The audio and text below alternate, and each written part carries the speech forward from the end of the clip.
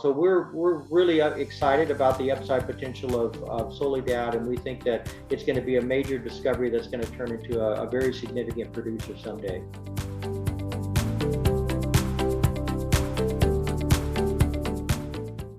Hello, welcome to Assay TV. Today I'm delighted to be joined by David Kelley, who is the President, CEO and Director of Chakana Copper based in Denver. David, good to see you this morning.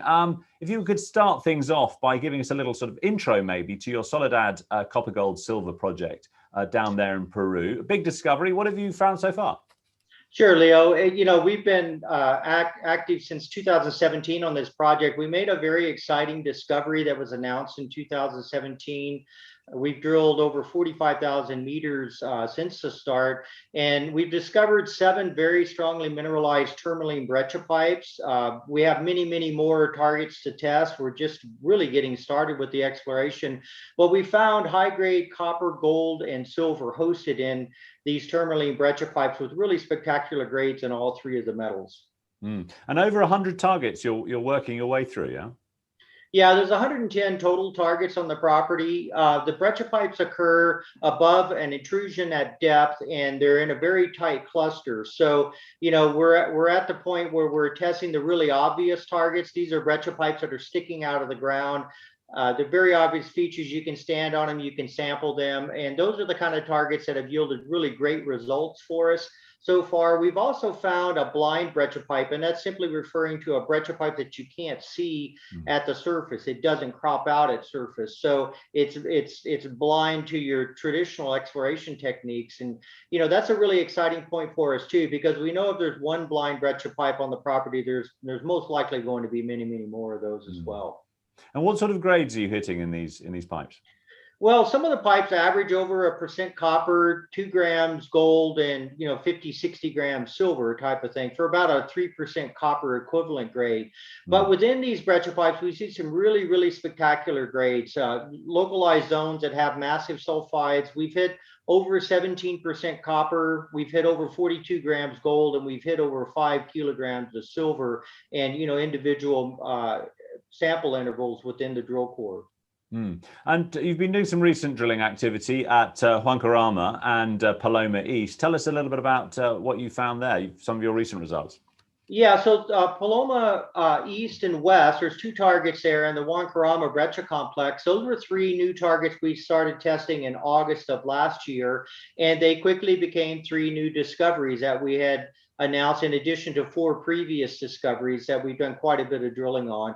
So those 3 new targets that we tested, all 3 turned into discoveries, and they're in different states of being drilled out right now. We have a very aggressive 26,000 meter resource and exploration drilling program that's fully funded for this year, and we're about 1/3 of the way through that drill program right now with 2 drill rigs turning. And that drill program, the current drill program, will take you through to a maiden resource, maybe?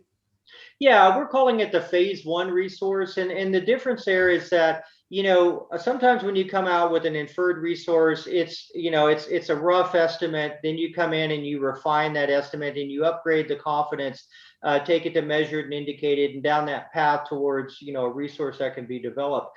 For us, we're demonstrating the concept of what the initial resource will be on, say, 6 breccia pipes down to about 300 meters depth. It's important to note that, of course, we have 110 targets, so we know we can add resources by adding more breccia pipes, but also these breccia pipes are vertically extensive. We've never actually seen the bottom of a breccia pipe yet, even though we've drilled 900 meter deep holes. So the resource is only going to be down to about 300 meters in the first phase 1 resource. They're all going to be open at depth, so we know we can also expand the resources by drilling deeper on these individual breccia pipes. But as you mentioned earlier, most of these breccia pipes, they outcrop at surface, so you've got sort of mineralization going from surface down to potentially 900 meters and beyond.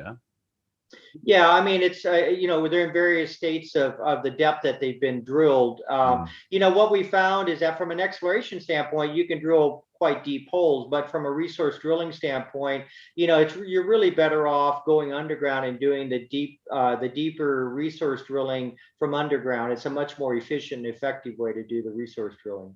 Hmm. And tell us a little bit about, you're in Peru.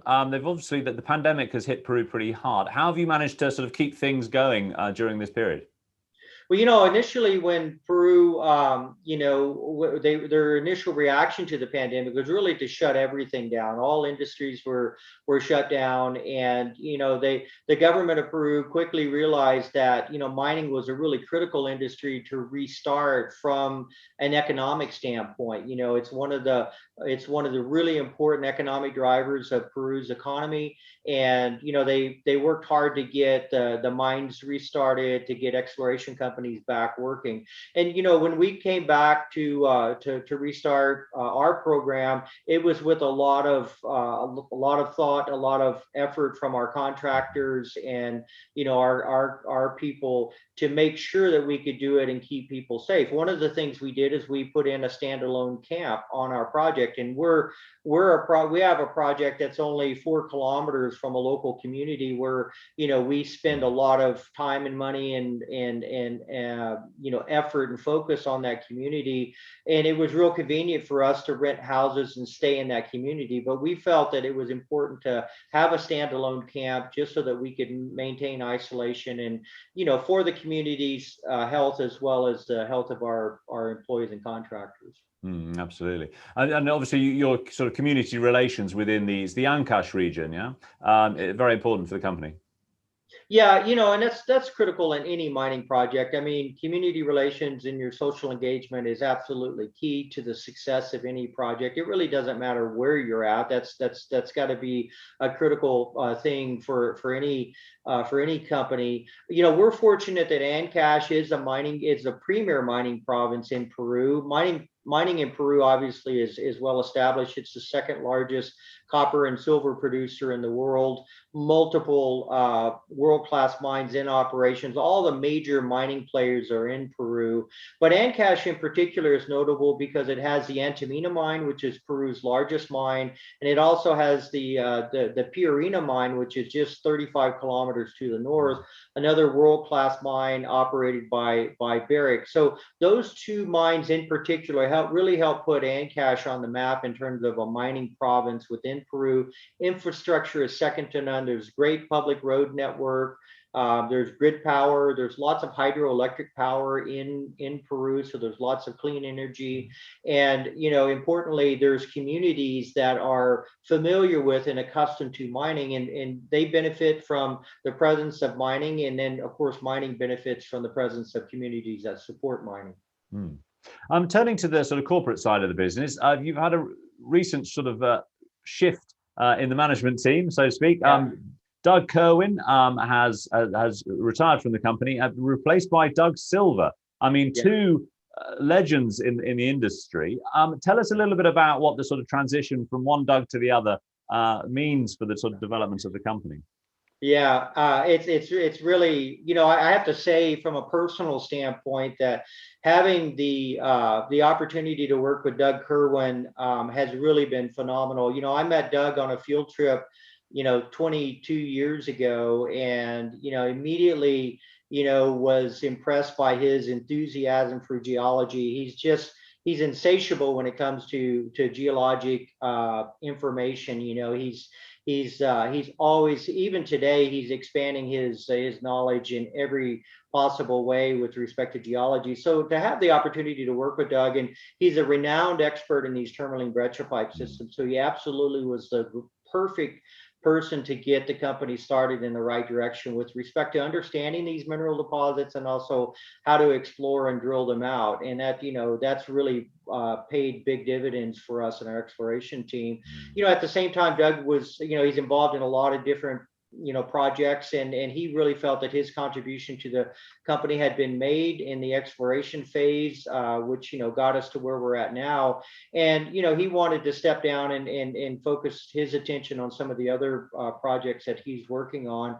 And that opened the door to bring somebody else in. And it was really fortunate that we had the opportunity to get Doug Silver interested. Again, Doug is somebody that I've known for over 20 years. Doug is a geologist, started his career as a geologist, but he's super strong in the commercial side of the business. He founded International Royalties, which was a very successful company that was sold, for about $750 million. So he's been through that M&A, part of the business. He understands streaming and royalty business exceptionally well, and he's also an expert in valuing and appraising properties and companies, and taking companies where they can divest their assets. So we're really excited to have Doug Silver on board as well. Doug Kerwin's just a phone call away, and he's still very bullish on copper and bullish on Chakana, and we know that